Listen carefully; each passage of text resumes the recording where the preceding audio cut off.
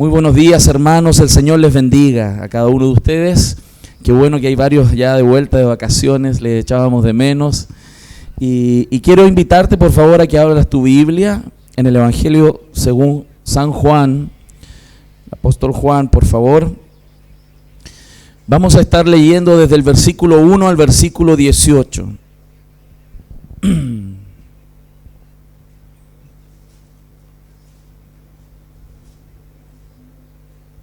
Dice así la palabra del Señor. En el principio era el Verbo, y el Verbo era con Dios, y el Verbo era Dios.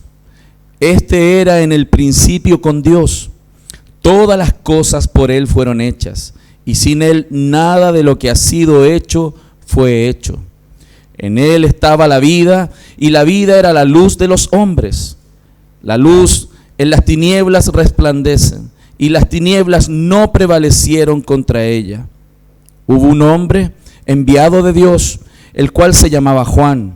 Este vino por testimonio para que se diese testimonio de la luz, a fin de que todos creyesen por él.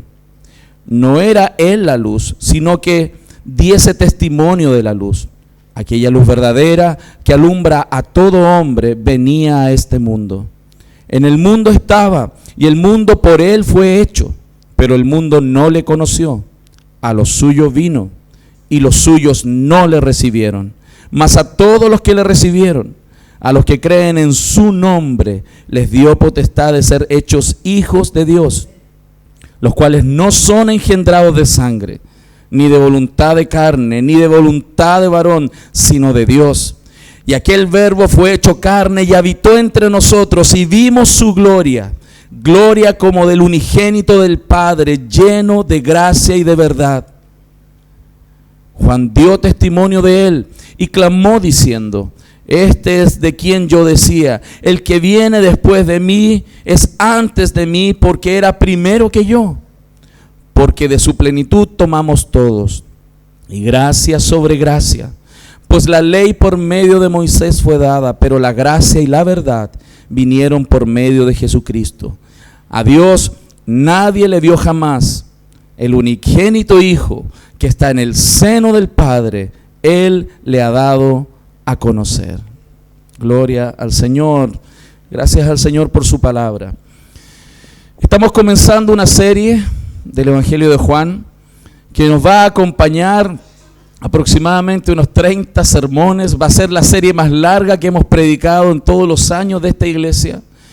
Y el Señor nos ha movido mi corazón para que podamos estar enseñando el Evangelio de Juan, porque tiene una riqueza muy profunda, y espero que el Señor nos hable con toda claridad respecto de quién es Dios, quién es Jesús, y la maravillosa hermosura y su gloria y excelencia, porque nosotros tenemos que conocer cada día más esos aspectos de nuestro Señor. Y cuando nosotros escuchamos sobre la Biblia, sobre lo que la Biblia habla de Cristo, generalmente pensamos en los evangelios, y pensamos y decimos que tenemos 4 evangelios, pero en realidad podríamos decir que hay un solo evangelio, pero hay 4 evangelistas, 4 hombres que escribieron inspirados por Dios para mostrar características, facetas del Creador. Por eso, por ejemplo, Mateo describe a Jesús como el Rey de los judíos, Marcos lo describe como el siervo de Dios, y Lucas lo describe como un hombre perfecto. Pero cuando Juan habla de Jesús, él lo describe como siendo Dios, Dios aquí en la tierra. Por eso es importante, los teólogos dicen que Juan vuela muy alto, a las cumbres más altas de la revelación divina, cuando comienza a desenvolver la idea de la persona de Cristo. Abre la cortina y nos deja ver la gloria de Dios en la persona de Jesús. Nosotros cantamos a Jesús, alabamos a Jesús, pero es bueno conocerlo profundamente y caer a sus pies, como necesitamos los creyentes estar a los pies de Cristo. Por eso es importante que profundicemos, y quiero animarte a que estés semana a semana leyendo profundamente el Evangelio, meditando en el Evangelio de Juan. No te quedes solamente con lo que escuchas aquí. Lee el Evangelio, lee una y otra vez la carta completa, profundiza. Abre tú el telón de la palabra del Señor y ve a Cristo, porque tú y yo necesitamos ver a Cristo cada día. Por lo tanto, hermanos queridos, cuando vemos el contexto del tiempo cuando el libro fue escrito, nos encontramos con que a la altura de la escritura de este libro ya circulaban por más de 30 años el resto de los libros sobre Cristo, Mateo, Marcos y Lucas. Ya llevaban 30 años circulando en la iglesia cuando Juan escribe. Y él escribe particularmente porque ya se había introducido una filosofía dentro de la iglesia, que es parte de la cultura helénica, que es el gnosticismo. ¿Qué piensa el gnosticismo? El gnosticismo piensa que la materia es esencialmente mala y que el espíritu es esencialmente bueno. Por eso las personas tendían en la antigüedad a golpear el cuerpo porque la carne era mala y lo bueno era el alma. El espíritu tenía que ser liberado del alma porque el cuerpo era pecaminoso, el alma tenía que ser liberada porque la materia era mala. Eso es una filosofía griega que se introdujo en la iglesia. Nuestro cuerpo no es malo, Dios lo creó. Por lo tanto, Juan comienza a introducir la verdad de la palabra, porque este gnosticismo había dañado la comprensión teológica de la iglesia. Por ejemplo, yendo directo contra la creación, ¿cómo un Dios santo, espiritual, iba a crear materia si la materia es mala? ¿Cómo, por lo tanto, también iba a entrar en la encarnación? ¿Cómo el Dios de los cielos se va a encarnar si el cuerpo es malo? Y así distintas doctrinas fueron atacadas desde el fundamento de esta idea filosófica griega, que atentaron contra la verdad de que Dios creó todas las cosas buenas en gran manera en el principio, y dentro de esas cosas buenas en gran manera la materia también es buena. ¿Ok? Por lo tanto, lo hermoso del Evangelio de Juan es que nos está mostrando que hay un Dios en los cielos que se encarnó, se hizo hombre. Sin dejar de ser Dios, se hizo hombre. Y cuando Él vuelve al cielo, sin dejar de ser hombre, sigue siendo Dios. Es un misterio tremendo, sin duda. Yo creo que nos vuela un poco la cabeza pensar sobre la persona de Jesús, que Él pueda ser 100% hombre y 100% Dios. Y aquí surgen algunas preguntas que quiero intentar contestar hoy día. ¿Es importante que el mundo conozca el verbo, a la palabra? ¿Es importante que nosotros conozcamos al verbo y lo sigamos conociendo aún más? ¿Es importante? Incluso podría preguntar hoy día, si tú le conoces, si tú conoces al verbo, si tú conoces a Cristo. Por eso Juan, en estos 18 primeros versículos que acabamos de leer, él desenvuelve algunas cosas muy importantes. Él parte definiendo los atributos del verbo, de la palabra. Lo primero que él va a hacer en los primeros versículos es definir los atributos, porque recuerden, él está postulando que Jesús es Dios y va a hablar del verbo encarnado, va a hablar de esos atributos. Luego va a hablar de las respuestas frente a esta revelación, porque el mundo no todo reaccionó igual, y hoy día, a esta altura de la historia, todavía el mundo no sigue reaccionando de la misma manera cuando el verbo es revelado frente a las personas.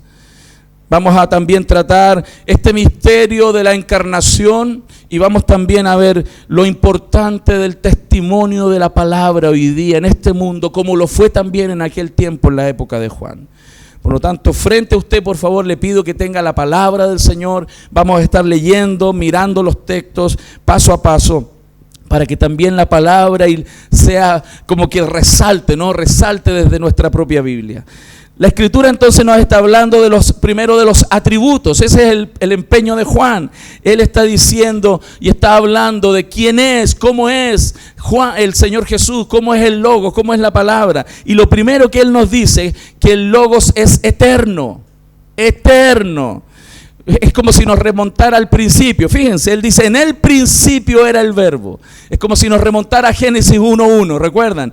Como Génesis 1:1 dice, en el principio creó Dios los cielos y la tierra. Él está referenciando de la misma manera ese principio, pero hay una diferencia muy interesante. Cuando usted ve Génesis 1:1, el verbo creó está en pretérito perfecto, es un evento. Un evento en el pasado que tiene una fecha en la historia, un evento único. En el principio creó Dios. Pero cuando en Juan 1 se refiere al verbo, dice, en el principio era el verbo. Ahí el uso verbal es un pretérito imperfecto. Quiere decir que el verbo, cuando todas las cosas fueron creadas, él ya estaba, él ya era. Eso es importante reafirmarlo en nuestro corazón. Nos está diciendo aquí que los cielos y la tierra, que toda la materia, que todo el cosmos tuvo principio, mas Él no tuvo principio. Él ya era, Él ya existió. Eso atenta contra estas ideas griegas de que la materia era eterna. La materia no es eterna. La materia tuvo un principio. Los filósofos griegos siempre pensaron, una corriente de ellos, pensaron que la materia era eterna. Nadie la había creado. No. Él viene a aclararle a los griegos y esa cultura helénica se metía en el mundo de la iglesia. Recuerden, los griegos estuvieron antes que los romanos, pero los romanos no hegemonizaron la filosofía, sino que la cultura griega fue la hegemónica. Hasta estos días la cultura griega sigue siendo hegemónica. Entonces nos está mostrando que aquel verbo estaba en la eternidad. Antes de que existiera el espacio, el tiempo y la materia, Él estaba aquí. Él estaba. Fíjense, en el principio Dios crea el espacio, en el principio Dios crea el tiempo y en el principio Él crea la materia. Qué impresionante, porque Él está elevando a una condición sobrenatural a aquel verbo del quien Él va a hablar en toda esta carta. Él está llevándolo a una magnificencia impresionante y dice que por medio de Él fue hecha todas las cosas. Entonces, aquí nos está planteando directamente que el logos, que la palabra es eterno, eterno, hermanos. La eternidad es un concepto complejo. A nosotros nos cuesta entenderlo, sin duda. Cuando uno trata de pensar en la eternidad, nos cuesta agarrar ese concepto. Como por ejemplo, Aristóteles tenía una de sus publicaciones que se llama Las categorías de Aristóteles. Él decía que los seres humanos logramos conocer o comprender ciertas cosas, como por ejemplo tiempo, espacio, materia, longitud, anchura, profundidad, cosas de ese tipo. Pero hay categorías que no logramos entender y una de ellas es la eternidad. Por ejemplo, si a 1.000.000 de años nosotros le quitamos un día, deja de ser 1.000.000 de años. Le falta un día. Pero si a la eternidad le quitamos 1.000.000 de años, ¿sigue siendo eternidad? Claro. Si a la eternidad le quitamos 1.000.000.000 de años, ¿sigue siendo eternidad? Claro. Si le quitamos 1.000.000.000.000 de años, ¿sigue siendo eternidad? Sigue siendo eternidad. Por eso eternidad no es tiempo. Eternidad es un concepto que nos cuesta entender. Trate de pensar de que Dios es eterno. Nuestro Señor es eterno. Siempre ha existido y siempre existirá. Por eso cuando Juan comienza a correr el velo, comenzamos a ver ciertas características de aquel verbo que fue hecho carne, que debieran generar en nuestro corazón adoración, que debieran generar en nuestro corazón una respuesta, porque no estamos frente solamente a un 100% hombre, sino estamos frente a un 100% Dios, Dios eterno. Jesús lo dijo cuando Él estaba aquí en tierra y oraba al Padre y le decía: Padre, devuélveme por favor aquella gloria que tuve contigo antes de que el mundo fuese. Antes de que todo existiera, Él era glorioso, ya era glorioso, hermanos. Y Él ora así, aquella gloria que tuve contigo antes de que el mundo fuese. Eso está en Juan 17:5. Por eso la revelación es tan importante, y Juan agrega que este verbo no solamente era en el principio, si usted ve el verso 1, sino también dice que el verbo era con Dios, con Dios. Esto está inmediatamente apuntando que hay una distinción entre la persona del verbo y la persona del Padre. Si Dios es una persona y el verbo estaba con Él, entonces el Logos es un ser personal, no impersonal. No es una energía, es una persona, porque está con Él. De hecho, la frase que está ahí, era con Dios, que en griego es prostonteon, significa cara a cara. Es como si nos dijera cara a cara con el Padre. Ahí estaba el Hijo, cara a cara con el Padre. Qué hermoso, ¿no? Él entonces no es una energía, no es una fuerza, no es un fantasma, como algunos pensaron, ¿no? Cuando pensaban en Cristo, ellos decían: la materia es mala, entonces Él no puede ser materia. Él debe ser un tipo de fantasma que anda aquí en la tierra. Así andaban algunos locos pensando, ¿no? Es tremendo. Pero también Juan nos agrega un tercer concepto en esta primera frase. Además de que el verbo era en el principio, además de que el verbo era con Dios, el verbo era Dios. Dios. Jesús entonces, hermanos, no es solo un maestro moral. Jesús es verdaderamente Dios y digno de suprema alabanza, digno de gloria y adoración. Así como adoramos al Padre, adoramos al Hijo, hermanos. Así como nos rendimos al Padre, nos rendimos al Hijo. Así como cantamos al Padre, así también cantamos al Hijo. Amén. Por lo tanto, en esta única oración inicial de la carta del Evangelio de Juan, en este primer versículo, la tesis de Juan es que está definiendo a Jesús, al Logos, como una persona eterna, como una persona que tiene personalidad, valga la redundancia, y tiene deidad. Él es divino, hermanos. Por eso, si Juan tiene esta intención de mostrar que Jesús es Dios, y esto no es cierto, este libro es blasfemo, hermano. Si Jesús no es Dios, el Evangelio de Juan hay que sacarlo de la Biblia. Pero si Jesús es Dios, Juan tiene toda la razón. Amén. Por lo tanto, cuando pensemos en Jesús y vamos a darnos cuenta cómo Juan comienza a desenvolver su carta, él va todo el tiempo a apuntar y a mostrar la divinidad de Cristo, que Él es Dios de los cielos. C.S. Lewis decía en relación a Cristo Jesús, a esta realidad, ¿no? Esta discusión sobre si Cristo es divino y humano, decía: Jesús o es un mentiroso, o es un loco, o es Dios, decía C.S. Lewis. O es un mentiroso, o es un loco, o es Dios. Si Jesús no es quien dijo ser, es un mentiroso. Si Jesús no es quien creía que Él era, es un loco. Como andan en la historia, había algunos locos por ahí que se creen Jesús. Si Jesús no hubiera sido quien dijo que Él era, Él es un mentiroso. Si no es quien creía que Él era, el tipo es un loco. Pero hermanos, si Jesús es quien dijo ser, Él es Dios. Él es Dios. Y tenemos que comprender esa maravillosa verdad que se nos revela. Claro, es confuso para la gente, es confuso. Para los seres humanos, mirar a una persona como nosotros, frente a nosotros, y decir Él es Dios, claramente tiene que haber sido complejo. Felipe, lo muestra la Biblia, que él estaba confundidísimo. Él dijo: Jesús, muéstranos al Padre. Y Jesús responde en Juan 14:9: hey, tanto tiempo que estoy con vosotros y no me has conocido, Felipe. El que me ha visto a mí, ha visto al Padre. Ese es Jesús. Ese es nuestro Señor. Y el verso 2 afirma aún más esta idea cuando agrega que este era en el principio con Dios. Fíjense, esto es importante. Eso vuelve a repetir este concepto de estar frente a frente al Padre. Pero ¿qué estaba haciendo ahí? ¿Estaba solo mirando, perplejo, observando lo que el Padre hacía? No, la Biblia es clara en decirnos que el Verbo es Dios en acción. Quien ejecuta la creación, quien crea definitivamente es Jesucristo el Señor. Nuestro Señor, la segunda persona de la Trinidad, es el agente creador. El verso 3 lo dice con toda claridad. Dice ahí, todas las cosas por Él fueron hechas. Hermano, todas las cosas por Cristo fueron hechas. Tú, yo, la materia, desde lo más profundo del cosmos hasta lo más pequeño de la existencia, incluso tu alma y tu corazón fueron hechos por Dios.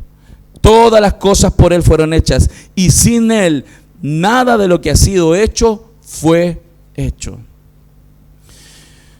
Yo no sé qué eso significa hoy día para ti. No sé quién es Jesús, no sé cuán grande es Jesús en tu corazón. Mas quiero que sigas abriendo el velo y comiences a mirar la grandeza de aquel que vino a esa cruz a morir por ti. Porque a veces nos falta ver la grandeza de Dios para entender lo que se hizo en aquella cruz. Porque mientras más grande es la gloria de Cristo en tu corazón, más grande fue aquel sacrificio en esa cruz. Más grande será la bajada de la gloria a la humillación si entiendes de dónde Él bajó. Por eso Juan está apuntando a sacar el velo, a abrirlo. Los griegos estaban totalmente confundidos porque ellos son materialistas, ellos no lograron entender. Hay una corriente griega que hablaba del arjé, de una mente creadora. La corriente de algunos filósofos era así, pero un buen grupo de ellos seguían siendo naturalistas, materialistas. Por lo tanto, hermanos, si entendemos que Jesús es aquel que creó todas las cosas, la generación espontánea es un error. Las cosas no salen de la nada. La nada no puede producir las cosas, como proponen algunos, ¿no? Que caen en contradicciones lógicas, como este señor Richard Dawkins, que queda a veces en ridículo por decir que la nada es algo y que cuesta definirlo nomás. Qué impresionante, hermanos queridos. En el principio creó Dios los cielos y la tierra. Y Juan nos aclara que Dios crea todo eso por medio del verbo, por medio de la palabra. Es lo mismo que dice Colosenses 1:16, Hebreos 1:2, que el medio por el cual Dios Padre crea todas las cosas es por medio del Hijo. Él te creó y Él vino a salvarte. Qué impresionante. Cuando pensamos en esto, que el Creador, el mismo que te hizo, el mismo es el que te viene a salvar, el mismo es el que te lleva a la gloria, nosotros debiéramos caer de rodillas en adoración y cantar a este Salvador glorioso que tenemos nosotros. Por lo tanto, también otra conclusión importante es que no somos el resultado de una explosión cósmica. No es un Big Bang el que nos hizo. A nosotros nos hizo alguien que tiene una inteligencia y un poder sin igual, hermano. Sin igual. No somos parte entonces de una explosión. ¿Se imaginan una explosión en Carosi y todas las letras de la sopa de letras saliendo al espacio y después cayendo y armándose una enciclopedia bien compaginada y numerada? Es una locura. Bueno, se necesita más fe para creer que una explosión produce la complejidad que nosotros vemos, que hay un Dios soberano, grande, inteligente, que se llama Jesús, quien creó todas las cosas. Amén. Por eso tampoco pensamos que somos el resultado de millones y millones de años de procesos naturales y leyes de la naturaleza obrando en la materia. Eso es una falacia, es una locura, hermanos. La Biblia es clara en mostrarlo. Lamentablemente, desde que Charles Darwin en 1800, pasado 1800 en adelante, particularmente en 1859, él escribe el origen cierto de las especies. Muchos círculos académicos comenzaron a abrazar estas ideas naturalistas y la evolución comenzó a ser un dogma impresionante. Y comenzaron los hombres a robarle la gloria al Creador. Y Dios va a venir a juzgar eso. Lo dice con toda claridad Romanos 1. Romanos 1, si usted lo lee, se va a dar cuenta que la ira de Dios desciende y va a descender sobre este mundo, sobre aquellos que retienen con injusticia la verdad.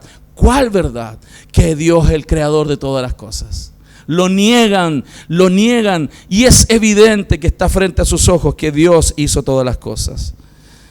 Por eso, si nosotros no entendemos y no creemos que las narrativas bíblicas, que la verdad de la palabra que se está planteando no es cierta, no es histórica y no es real, y creemos, por ejemplo, como algunos teólogos que mezclan el naturalismo científico con la Biblia, lamentablemente poniendo a la Biblia como una narrativa poética o poniéndola como una historieta, como una novela religiosa, usted va a perder de vista la gloriosa maravilla del Creador. Y además va a caer en otra contradicción. Tendríamos que sacar la creación y todo lo que se describe en los evangelios, los libros poéticos, los proféticos, en las epístolas, en Apocalipsis. Tendrías que romper la Biblia si quieres sacar la creación desde las Escrituras. Nuestro Dios es grande, hermanos. Jesús es grande. Nuestro Dios es glorioso. Jesús es glorioso. Nuestro Señor en su mano, y qué lindo como las Escrituras muestran que en su mano Él podía tener las aguas de los océanos, que Él podía pesar en balanza de precisión todas las cosas. Él tiene una capacidad de pesar cosas pequeñísimas, como también expandir el cosmos. Ese es nuestro Dios. Isaías 40, por ejemplo, si usted abre su Biblia y me acompaña, quiero que observemos algunos versículos de Isaías 40, para que comencemos a mirar la grandeza de Dios con mayor profundidad. Verso 12 de Isaías 40. ¿Quién midió las aguas con el hueco de su mano y los cielos en su palmo? Con 3 dedos juntó el polvo de la tierra y pesó los montes con balanza y con pesas los collados. Imagínense la sabiduría, las capacidades que tiene nuestro Dios. ¿Quién enseñó al Espíritu de Jehová y le aconsejó enseñándole? ¿A quién pidió consejo para ser avisado? ¿Quién le enseñó el camino del juicio? ¿O le enseñó ciencia? ¿O le mostró la senda de la prudencia? He aquí que las naciones le son como una gota de agua que cae del cubo, hermano. Ese es Dios, ese es Jesús. Enorme, grande y con menudo polvo en las balanzas le son estimadas. He aquí que hace desaparecer las islas como polvo. Miren lo que dice el 21. No sabéis, no habéis oído, nunca os lo han dicho desde el principio, no habéis sido enseñados desde que la tierra se fundó. Él está sentado sobre el círculo de la tierra, cuyos moradores son como langostas. Él extiende los cielos como una cortina, los despliega como una tienda para morar. Él convierte en nada a los poderosos, y a los que gobiernan la tierra hace como cosa vana. Verso 25. ¿Y qué pues me haréis semejante o me compararéis? Dice el santo. O sea, ¿a qué me vas a comparar? ¿Hay algo en la creación que se parezca al Señor? ¿Hay algo que tenga la gloria de Cristo? ¿Hay algo que merezca que nosotros nos arrodillemos frente a Él y vivamos para Él? ¿Hay una persona en la cual nosotros debamos fundar nuestra esperanza? ¿Hay una economía, hay un país, hay un sistema político en el cual doblamos nuestras rodillas y nos rindamos a Él? No, no existe nada. No hay nada en la creación que se asemeje ni se acerque a nuestro Dios. Por eso es importante mirar las Escrituras. Verso 26, levantad en alto vuestros ojos y mirad quién creó estas cosas. Hermanos, cuando usted mire las cosas, cuando usted observe las montañas, cuando usted intente observar el universo, cuando vea una flor, cuando vea una cosa pequeña, no solamente maravíllese por lo que está observando, pregúntese, ¿quién es capaz de hacer eso? Porque cuando usted entienda quién es capaz de hacer eso, sus problemas van a ser así de pequeños. Nos falta estar cerca del Señor. Cuando estamos cerca del Señor, como un niño que está al lado de su padre, ¿no? Cuando un niño tiene problemas con otro y tiene miedo porque el grandulón le va a pegar y aparece el papá, ¿qué hace el niño? Se para al lado y ahora dice, pégame ahora, po.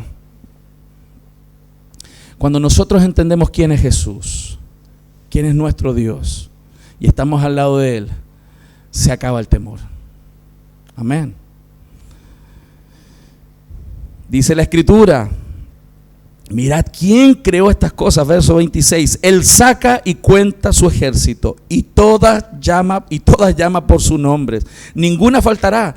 Tal es la grandeza de su fuerza y el poder de su dominio. ¿Por qué dices, oh Jacob, y hablas tú, Israel? Mi camino está escondido de Jehová, y mi Dios pasó mis juicios. Como que me siento solo, desamparado. ¿No has sabido, no has oído que el Dios eterno es Jehová, el cual creó los confines de la tierra? No desfallece ni se fatiga con cansancio, y su entendimiento no hay quien lo alcance. Fíjese, aquí le está diciendo a Israel, le está diciendo a su pueblo, mira tus problemas, y tú dices que estás abandonado, que estás en dificultades. Mira a Dios, date cuenta al lado de quién estás, mira a tu Señor. Eso es lo que está haciendo Juan, develando esta grandeza de Cristo. Y por eso agrega el verso 29, Él da esfuerzo al cansado y multiplica las fuerzas del que no tiene ninguna. Los muchachos se fatigan y se cansan, los jóvenes flaquean y caen, pero los que esperan en Jehová tendrán nuevas fuerzas, levantarán alas como las águilas, correrán y no se cansarán, caminarán y no se fatigarán, hermano. ¿Por qué? Porque tienen a Cristo, porque tienen al Señor en sus vidas, hermanos. ¿Se da cuenta? El problema nuestro no es Dios, el problema nuestro es que tenemos que estar cerca de Dios, cerca de Cristo, conocer a Cristo y confiar en Él, hermano, confiar en Él. Es impresionante que Juan está poniendo esto ahí en el papel. Nos está diciendo que Él es el creador, que Él hizo el macrocosmos y Él hizo el microcosmos. No sé si has pensado en el tamaño del universo, lo dije en otro sermón el otro día. Algunos científicos calculan que el diámetro del universo son 93.000 millones de años luz. Repito, 93.000 millones de años luz. La velocidad de la luz teórica es 300.000 kilómetros por segundo. ¿Te imaginas estar viajando a 300.000 kilómetros por segundo durante 93.000 millones de años? Ese es el tamaño del universo, según ellos, lo calculan más o menos. Y Dios es más grande que eso. Los cielos de los cielos no pueden contener a nuestro Señor. Y qué tremendo, porque vuela la cabeza. Ese Dios de los cielos estaba encarnado en Jesús. Hoy día los científicos miran al cosmos, se maravillan por el cosmos, pero lo que los tiene boquiabierto a todos es el microcosmos. Para adentro, hacia lo pequeño. Algunos científicos calculan que nosotros, cuentan más o menos las células que tenemos. Eso va a depender del tamaño, ¿no? Porque hay modelos compactos, pero hay modelos muy grandes, amén, allá atrás. Hay modelos XXXXL y hay modelos XXXS. Pero si hiciéramos un promedio, los científicos calculan 37 billones de células en nuestros cuerpos. Repito, 37 billones de células en nuestros cuerpos. Y al interior de cada célula se encuentra el ADN, una información codificada, y que si extendiéramos el ADN serían decenas de metros una célula, 37 billones de células. Imagínense extendiendo los ADN. Daríamos miles y miles de vueltas al planeta Tierra, hermano, solo con el ADN de una persona. ¿Quién hizo eso? Jesús. Jesús te hizo. Lo que nos tiene perplejos es que Dios hizo todas las cosas de manera especial, las hizo perfectas, las hizo funcionales, las hizo completas. Cuando Dios terminó de crear, Él dijo: todo es bueno en gran manera. Qué hermoso, porque este Señor no necesita de nosotros para existir.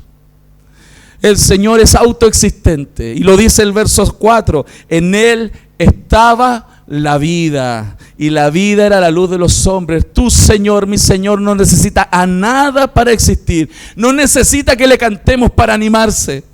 No necesita nuestras oraciones para sostenerse.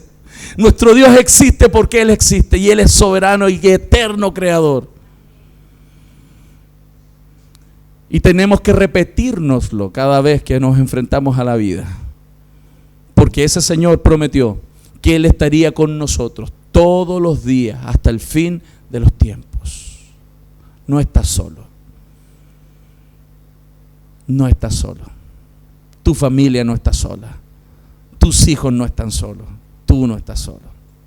El Dios de los cielos está ahí. El que hizo ese cosmos, el que hizo tus células, está ahí contigo. Y nunca te va a dejar y nunca te va a desamparar. Amén. Gloria a Dios. Qué hermoso, porque esta palabra, este verbo no recibió entonces la vida. El verbo, Cristo, no fue creado, Él ya era la vida. Él era la vida, Él es la vida. Él es la causa de todas las cosas. Él no es causado, Él es la causa, hermanos. Él es la fuente de todo lo que existe. Él es la vida. Es más, y agrega tan hermosamente Él, Juan, que es la luz de los hombres. La luz de los hombres. Él es la fuente, hermanos, y la palabra vida que se utiliza aquí, y como se utiliza en otras 35 veces en el Evangelio, nunca es la palabra bios en griego, que habla de vida biológica, sino la palabra zoe, que habla de una vida que viene de arriba, de la vida eterna. No es la vida biológica. Toda vida biológica fue creada, mas la vida de Dios nunca ha sido creada. Él es la vida. Y por eso es importante entender esto, y lo está planteando Juan. Como Él es la vida y Él es la luz, fuera de Él solo hay tinieblas. Solo hay tinieblas. Hay muerte y hay tinieblas, hay oscuridad. Pero también cuando el Logos llega, cuando la palabra llega, cuando Cristo llega, ¿qué le va a pasar a las tinieblas? Se van a disipar. ¿Qué le va a pasar a la oscuridad cuando Cristo llega? Desaparece la oscuridad. Independiente como sea esta oscuridad. Verso 5 dice: la luz en las tinieblas resplandece. Si este mundo, como dice la palabra, es, y así lo creo, el valle de la sombra y de la muerte. Yo no sé si alguna vez has intentado caminar en un bosque oscuro sin luna, o en un lugar muy oscuro. A veces me ha pasado que de noche me he despertado por algo y he tenido que ir a revisar, no sé, el perrito que está haciendo ruido, lo que sea, y está oscuro y uno se para. Y al principio cuando uno recién se para en la oscuridad ve porque hay algo de luminosidad, pero de repente uno prende luz y anduvo unos minutos con la luz y apaga la luz y uno queda así como a tientas. Varias veces me he mandado cabezazos contra las paredes en la oscuridad, porque necesitamos la luz, hermanos. Bueno, la Biblia dice, lámpara es a nuestros pies tu palabra y lumbrera a nuestro camino. Necesitamos la luz de Cristo para caminar en la vida. Y eso es importante, y esa luz va a resplandecer, y agrega el verso 5, y las tinieblas no prevalecieron contra ella. Independiente del grado de oscuridad, hermanos, que haya en nuestra vida, cuando Cristo llega a nuestra vida se ilumina. Sea tinieblas de ignorancia, sea tinieblas de pecado, sea tinieblas de incredulidad, sea tinieblas de muerte, sea tinieblas de idolatría, sea tinieblas de vicios, de promiscuidad, sea tinieblas, hermanos, cualquiera sea, hermanos, ellas no pueden prevalecer cuando Cristo llega a una vida. Porque cuando Cristo llega, Él ilumina los corazones.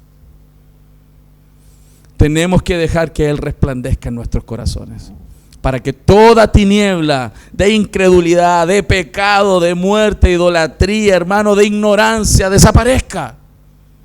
La ruina nuestra es que caminamos en oscuridad.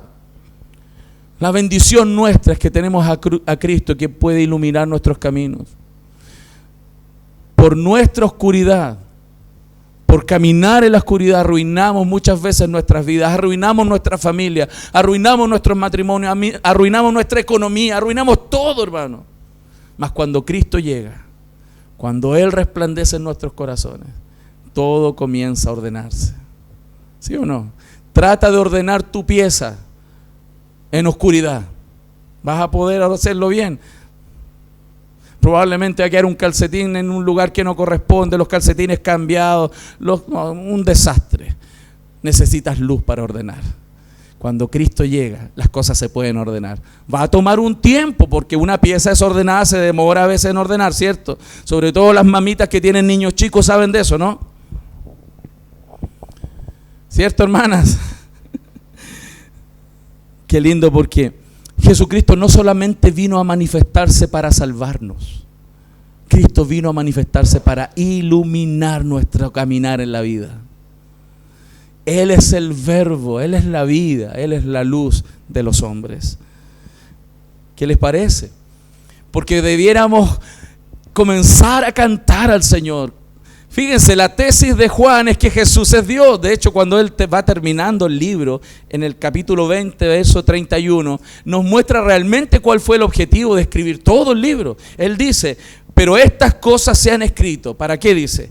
Para que creáis que Jesús es el Cristo, el Hijo de Dios, y para que creyendo tengáis vida en su nombre.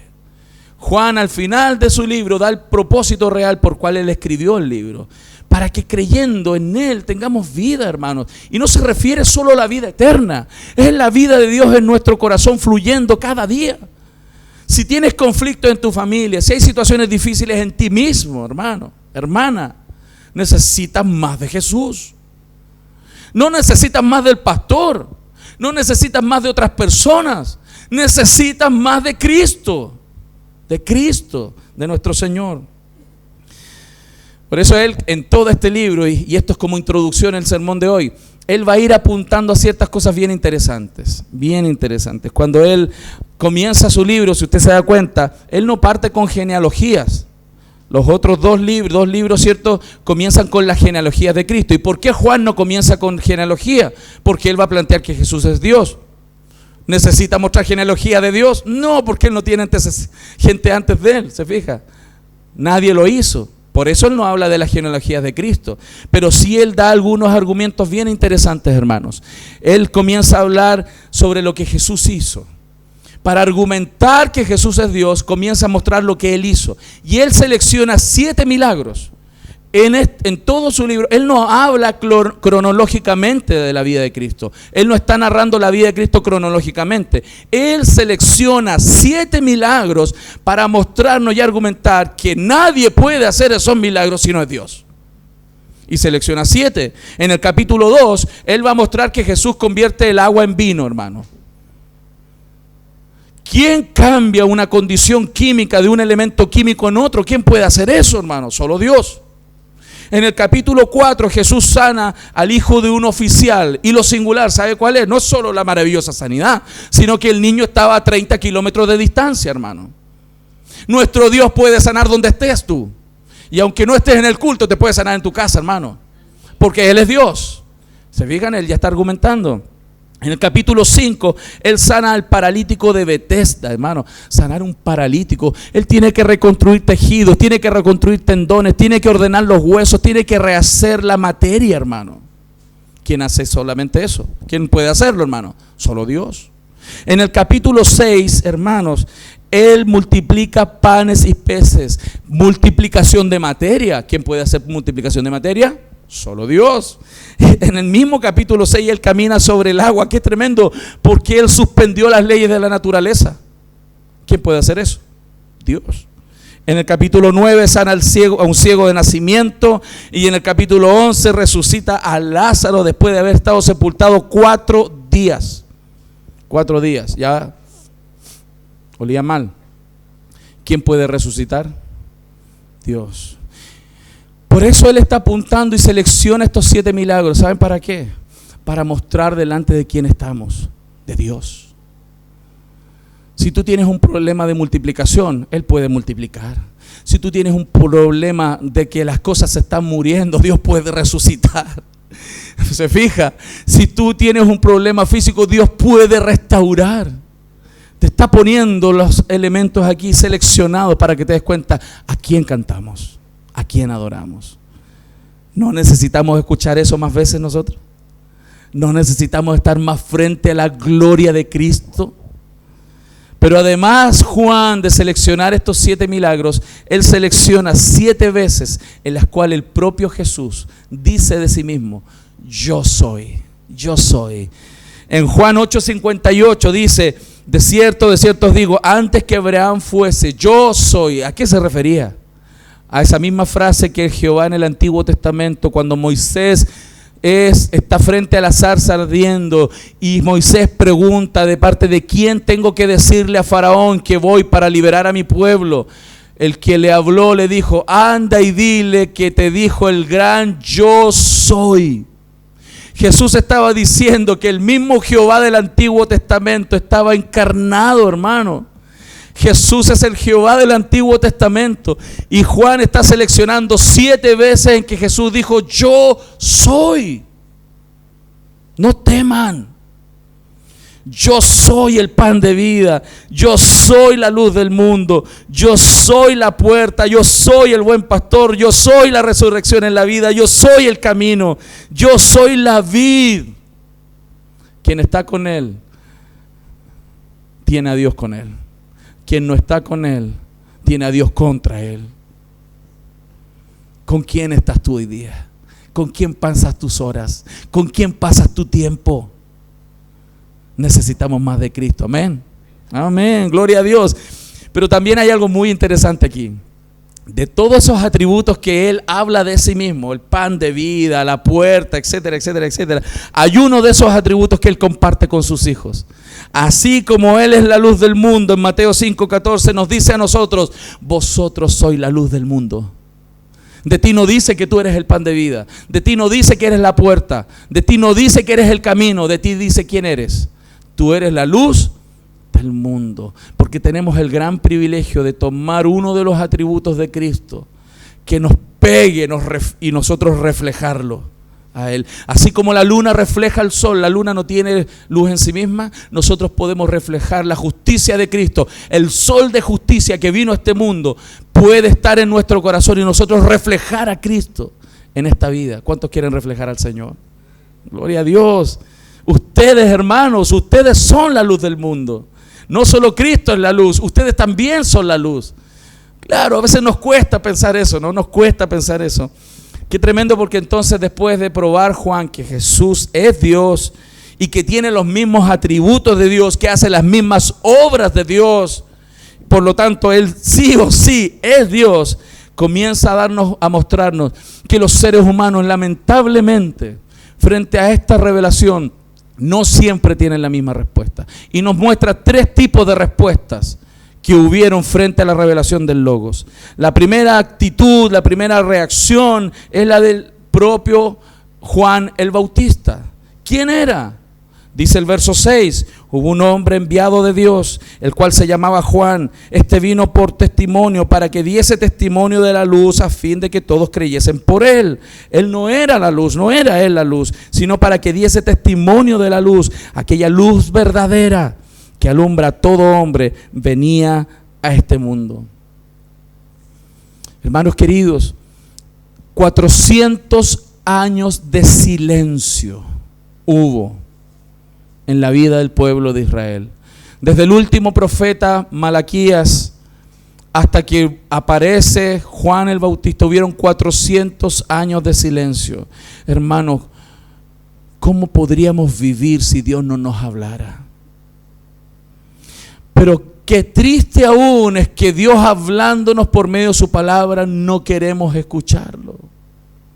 Ese pueblo estuvo 400 años de silencio hasta que Dios rompe el silencio y envía a Juan el Bautista, el mensajero de la luz. Él no era la luz, él era el mensajero. Él era el amigo del novio, no era el novio, él lo reconoce. Él toma el rol que le corresponde. Él era una voz, no el mensaje. Él era un sirviente, no el amo. Es lo mismo que somos nosotros hoy día. Él anticipaba la venida del Mesías a la tierra. ¿Qué hacemos nosotros hoy día? Anticipamos la segunda venida del Mesías. Somos los testigos del Señor. Somos la voz que clama en el desierto. Y hay un desierto seco allá afuera, hermano. Pero ¿quién va a clamar ahí? Su pueblo. Su pueblo, así como lo tuvo que hacer Juan el Bautista. Él no era la luz, vino para testificar de la luz. Y es bien interesante porque él no venía de un gran palacio. Él no era de la alta alcurnia, él no venía del Sanedrín. De hecho, se vestía muy raro, comía cosas raras, predicaba en un lugar raro, pero la gente se agolpaba a escucharlo. ¿Por qué? Porque él daba el mensaje correcto. Él hablaba de la luz, él hablaba de Cristo. Por eso nosotros nos ponemos a hablar con la gente de nuestro testimonio. ¿Qué le vamos a decir? ¿Qué le vamos a decir de nuestro testimonio? Juan entendió de qué había que hablar. Juan no hablaba de él. Dice, yo no soy digno ni siquiera de atar los zapatos de él. ¿Qué tenemos que predicar? ¿Testimonio? No, predicamos de Cristo, de su palabra. De eso tenemos que predicar, de eso tenemos que hablar. Y Juan lo entendió muy bien. Él entendió que él era simplemente una voz que clama en el desierto, de aquel que vendría, de aquel que es antes de él. Pero también la Escritura nos muestra que hay una segunda actitud terrible, rechazo a la palabra. Verso 10, por favor. En el mundo estaba, y el mundo por él fue hecho, pero el mundo no le conoció. A los suyos vino y los suyos no le recibieron. Qué triste, hermanos. Qué triste que haya gente que no lo reciba, que no quiera creer, no quieren. De hecho, es interesante observar que la palabra mundo tiene 3 significados distintos. Aunque se usa 3 veces la palabra mundo, no significa lo mismo. Primero habla del mundo, el primero en el mundo estaba, habla del mundo geográfico, del cosmos. Cuando dice, y el mundo por él fue hecho, está hablando en el sentido de la materia, y el mundo no le conoció, el mundo de las personas. Y aquí está diciendo él que antes que la Virgen María concibiera a ese niño, él ya estaba. Y él estuvo en el mundo. Y qué tremendo, porque se acercó a este mundo, se encarnó, vino a los suyos, pero los suyos no le recibieron. Cuando vinieron, los judíos le rechazaron. Aquel anunciado, aquel que había sido profetizado, aquel que se anunció muchas veces por los profetas y que vino y caminó entre ellos, mostró su gloria, vieron los milagros.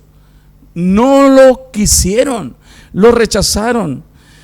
Y esto, hermanos, no fue por falta de evidencias. Las evidencias eran contundentes. Esto no fue porque estuvieran ciegos físicamente, ellos lo estaban viendo. Esto no fue porque no tenían luz, estaban en la oscuridad diurna, no, ellos estaban en el día. Ellos estaban viéndolo, vieron a esta persona, vieron lo que hacía, pero no lo recibieron. ¿Y por qué no lo recibieron? Por falta de fe en sus corazones. No quisieron creer. Hermanos, las evidencias eran contundentes. Él proclamó, Él demostró, Él hizo milagros. Los ciegos veían, los cojos caminaron. Hermanos, los sordos escucharon, los mudos hablaron, los paralíticos se pararon, los muertos resucitaron. ¿Tú necesitas más evidencia que eso? ¿Tú necesitas más evidencia que eso? Ellos con toda la evidencia no creyeron. ¿Seremos tan incrédulos nosotros para no ver la gloria de Cristo? Los cojos caminaron, hermano. Los ciegos veían. Los mudos hablaron, hermano. Qué hermoso. Los cautivos eran liberados. Las infértiles fueron fértiles. Ese es nuestro Señor, digno de gloria y alabanza. Qué triste, porque hay personas duras en su corazón que aman más las tinieblas que la luz, dice la Escritura. Aman más las tinieblas que la luz. Es muy triste tener luz y no tener ojos espirituales. Por eso oremos por aquellos y oremos por nosotros mismos, oremos por nuestros hijos, para que su corazón se abra y puedan ver al Redentor. Así como Job al final de sus días pudo decir: ahora mis ojos te ven. Que nosotros podamos ver al Creador cada día en nuestra vida, ver a Cristo. Entonces, lo dramático de esta narrativa es que nos muestra, hermanos, el sorprendente contraste que hay entre la ofrenda divina, o sea, lo que Dios hizo por medio de Cristo, y el rechazo humano, hermanos.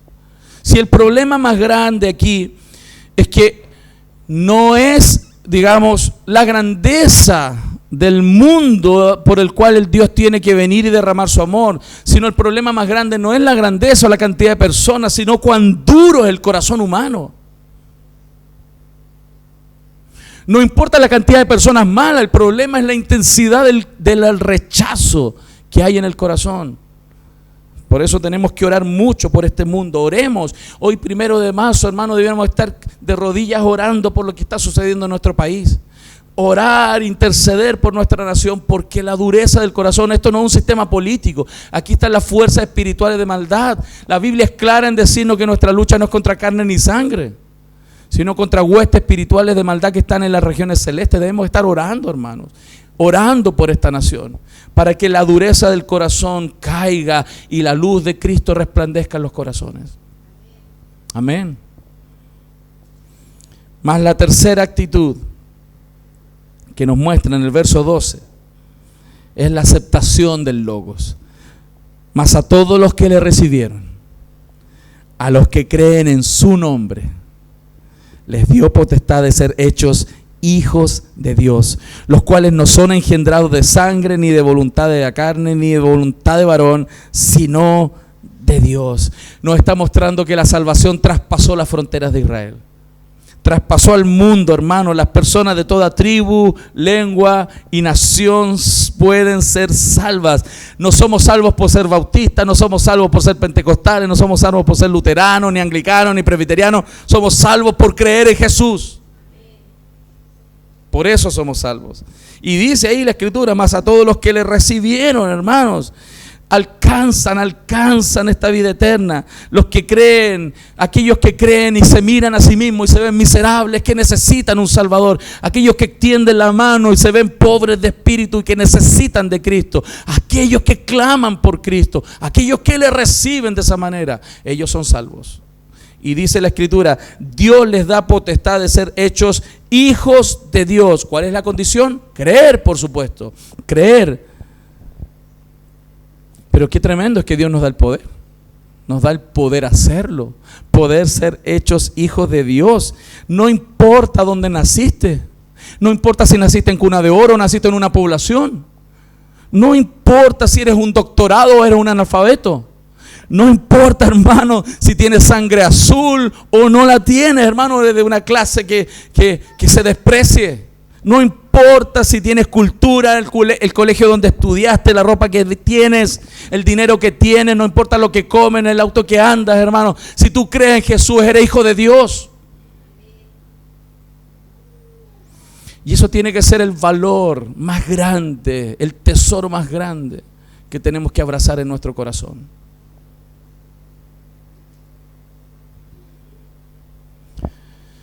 Qué tremendo que el verso 13 nos dice que estos que Dios les da el derecho no son engendrados de sangre, ni de voluntad de varón, ni de carne, ni de sangre, sino de Dios. Hermanos, aquí la Biblia nos está mostrando que ser hijo de Dios es mucho más significativo que lo que Dios dijo al principio en Génesis 1, que dijo al principio, que es algo hermoso, que somos creados a imagen y semejanza. Lo que aquí se nos está diciendo es mucho más grande que solo ser imagen y semejanza. Hoy día somos hijos del Rey de Reyes y del Señor de Señores, del Creador del universo. No eres solo una criatura hecha a imagen y semejanza. No eres solo una linda fotocopia de Dios. Eres hijo de Dios. Y ese es el valor que tienes. Por eso los creyentes no llegan a ser hijos de Dios por sangre humana, hermano. No por ser, por ejemplo, lo que los judíos creían que eran porque eran descendientes de Abraham. La gracia, esta gracia de la salvación, por lo tanto, no pasa de padre a hijo. Yo no puedo heredar salvación a mi hijo que engendro físicamente. Solamente aquellos que creen en su nombre, Dios les da el poder de ser hijos de Dios. La naturaleza humana nunca puede cambiarse a sí misma. Lo que es nacido de la carne, carne es, y lo que es nacido del Espíritu, Espíritu es. Por mucha devoción y entrega y nacimiento en tu corazón que tengas tú no puedes transmitirlo a otra persona. Tú no puedes heredarlo a otra persona. Tus hijos no serán salvos porque tú eres salvo. Ellos necesitan reconocer y recibir a Cristo como su Señor. Oremos por eso. Por eso el hombre no puede regenerar corazones. No porque un pastor te diga, tú oraste una oración y un pastor te dice, ahora eres salvo. No porque el pastor lo dijo, eres salvo, hermano. Tú eres salvo cuando de verdad tú mismo creíste en tu propio corazón que Jesús es tu Señor. Ese verbo se encarnó, hermano. Ese verbo se encarnó. Ese Señor vino a este mundo para salvarnos. El verso 14 dice que este verbo se encarnó, el verbo se hizo carne, habitó entre nosotros y vimos su gloria. Gloria como del unigénito Hijo de Dios, lleno de gracia y de verdad. Qué interesante que toma naturaleza humana, ¿no? Qué misterioso es que ese verbo fue hecho carne. Él no fue un fantasma que anduvo aquí. No andaba flotando por los campos y las montañas. Él caminó, Él se cansó, Él comió como nosotros. Él hizo todo lo que un ser humano hace, hermanos. Él sufrió lo que nosotros sufrimos. ¿Por qué? Porque Él quería identificarse con nosotros. Él quería tomar el lugar en representación de nosotros para estar en esa cruz y morir por nuestros pecados. Él trajo esa salvación a toda la raza humana, representante de lengua, nación, pueblo. Aquellos que creen, representando toda la humanidad, pueden entrar por las puertas del Señor. Por eso Él vino a revelar esta gloria maravillosa. ¿Qué te causa a ti? ¿A qué nos desafía entonces? Sin duda, a mostrar en nuestra vida a aquel Cristo que vive y reina para siempre. Quiero ir terminando con esto del testimonio de la palabra, porque Juan está defendiendo esta tesis, que Jesús es Dios. Nos muestra cómo la gente acepta o rechaza a Cristo. Nos muestra la gloria del Salvador, selecciona milagros, selecciona frases de Cristo para mostrarnos. Pero ¿por qué nos repite una y otra vez a nosotros que Él es Dios? Porque nosotros estamos en este mundo para testificar de Cristo nuestro Señor. Él es la palabra preexistente que tiene prioridad y tiene que ser nuestra prioridad. Verso 15 dice, Juan dio testimonio de Él y clamó diciendo, Este es de quien yo decía, el que viene después de mí es antes de mí porque era primero que yo. Si Él le dice eso a un psiquiatra, lo meten en el manicomio. ¿Cómo va a ser que el que nació después de ti era antes que ti? Claro, es que Él no entiende. Ese es Dios. Ese es Dios. Él es nuestro Señor maravilloso. Y es un Dios tan hermoso que viene a este mundo a mostrar su gracia. Dice el texto que 16, porque de su plenitud tomamos todos, de esta gloria de su plenitud tomamos todos los que hemos creído. Gracia sobre gracia. Él no vino solo a darnos gracia, vino a darnos gracia sobre gracia, porque pecadores como nosotros no necesitamos solo gracia, necesitamos gracia sobre gracia, hermano. ¿No es así? Si nos ponemos frente al espejo la palabra cada día, no va a faltar la gracia de Dios. Necesitamos gracia sobre gracia. Y a eso vino Cristo, a salvarnos a toda costa. Gracia sobre gracia. Él vino a poner el fin a ese peso de la ley, porque esa ley nos mostró cuán pecadores somos. Verso 17, pues la ley por medio de Moisés fue dada, pero la gracia y la verdad vinieron por medio de Jesucristo. La Escritura nos dice que la ley es buena, que la ley es santa, que la ley es justa. Por supuesto que sí, Dios la hizo, Dios la promulgó, es perfecta. Si el problema no es la ley, el problema somos nosotros, que somos imperfectos. Por tanto, hermanos, la ley no nos sirve para justificarnos. Nunca, por favor, caigamos en el jueguito de creer que porque cumplimos ciertas cosas somos dignos, que porque cumplimos ciertas leyes podemos pararnos delante del Señor y pedir algo. Si tú quieres vivir por la ley, te vas a condenar, porque rompes un mandamiento y te haces responsable de todos. Nunca caigamos en ese juego. La ley puede doler, hermanos, sin duda. La ley nos va a doler cuando nos enfrentamos a ella. Pero, hermanos queridos, Cristo puede solventar todo lo que nosotros no podemos hacer. Por eso la ley nunca fue para salvarnos, nunca fue para eso. Cristo es aquel que nos viene, por lo tanto, a salvar. Si Él no hubiera venido de esta manera, con gracia y verdad, nosotros estaríamos bien fritos. Imagínense Cristo viniendo en justicia y juicio. Quieren a Cristo en justicia y juicio. Y por eso no lo pidan para otros tampoco. De repente uno dice, no, que le caiga la justicia. Que el juicio le venga a por lo que hizo. ¿Usted quiere eso sobre usted? No, es que estos son malos, son maleantes, le tiene que caer la justicia. ¿Usted también quiere eso? Cristo vino sobre tu vida en gracia y verdad.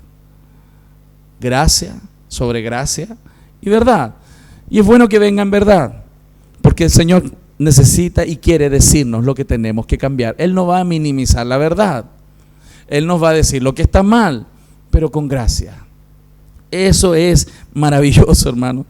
¿Se imagina que si Él solo viniera con verdad, sin gracia, también sería difícil para nosotros? ¿Se imagina que solo en las relaciones humanas nos dijeran las cosas que están mal, pero no fueran misericordiosos con nosotros? Qué difícil, ¿no? ¿Te imaginas si tú fueras aquellas personas que solamente le dice a la gente lo que está mal, pero no tiene gracia con ellas? Qué miseria, ¿no? Cristo no viene así con nosotros. Cristo viene a decirnos la verdad, pero con gracia. Él nos está diciendo lo mal que estamos en áreas de nuestra vida, ¿cierto? Pero Él tiene gracia para sacarnos de ahí, para levantarnos de ahí.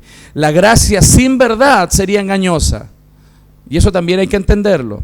Por eso nosotros tenemos que decir la verdad. De repente la gente dice, no le voy a decir la verdad para que no se duela. No, usted tiene que decirle la verdad. Si usted encubre la verdad, lo está engañando. Si usted no le dice lo que tiene que cambiar, Él le está haciendo un flaco favor. Pero después que le diga la verdad, con amor, usted tiene que mostrar la gracia de Cristo, como Cristo la ha tenido con usted. Amén. Terminamos con este texto, verso 18. A Dios nadie le vio jamás. El unigénito Hijo que está en el seno del Padre, Él le ha dado a conocer. Lo que Él nos está diciendo es que la exégesis correcta, la información correcta de Dios se ve en Cristo. Moisés no pudo mostrar a Cristo en plenitud. La ley no la mostró. Ninguno, Abraham, ninguno, por muy bueno, no. Job tampoco pudo mostrarlo completo. el único que muestra correctamente a Dios Padre es Jesucristo el Señor. Él es la exégesis correcta. Quien ve a Jesús, hermanos, ve al Padre, porque Él y el Padre uno son. Por eso la búsqueda de cada creyente cada día, ¿cuál es, hermanos? Ver a Cristo. El Verbo encarnado, la palabra de Dios fue puesta frente a nosotros. Necesitamos estar frente a la Biblia, frente a la palabra de Dios en oración, para ver a Cristo. Tú y yo necesitamos ver a Cristo. Mientras más grande es Cristo, como Él es, para nosotros, más pequeña es la vida, más pequeños son los problemas. Menos queremos las cosas de esta vida, más queremos de Él. Mientras más conoces a Cristo, más anhelas de Él. Por eso no es solo una linda poesía, no es solo una palabra de buena crianza cuando el salmista decía, yo prefiero estar en tu presencia que cualquier cosa. Yo prefiero estar ahí en tus atrios que 1000 años fuera, hermanos. Eso no es una linda poesía, eso es la verdad, porque quien está frente a Cristo, quien ve al Señor, no quiere estar allá afuera.